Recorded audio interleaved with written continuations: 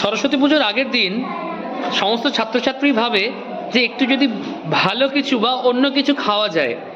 প্রতিদিন যে সমস্ত জিনিসগুলো রান্না হচ্ছে তার বাইরে যদি একটু অন্য কিছু রান্না হয় তাদের আনন্দের শেষ থাকে না।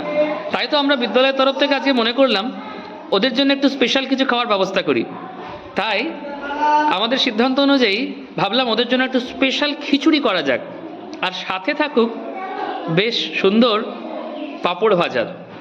চলুন দেখে নিই কেমন ওদের জন্য রান্না হচ্ছে। এই যে খিচুড়ি রান্না হচ্ছে, দিদিরা রান্না করছে। আজকে প্রায় সব ছেলেমেয়েরাই খাওয়ার ইচ্ছা প্রকাশ করবে, কারণ জানি বাচ্চারা খিচুড়িকে খুবই ভালোবাসে। শুধু খিচুড়ি নয়, খিচুড়ির সঙ্গে রয়েছে পাঁপড় ভাজা। সত্যি খিচুড়ি প্রায় দিদি তৈরি, খিচুড়ি নাকি প্রায় তৈরি হয়ে গেছে খিচুড়ি? আচ্ছা আচ্ছা, বেশ। আর আমাদের টাইমও প্রায় হয়ে এসছে, খাবার দিতে হবে। বাহ, খুব সুন্দর।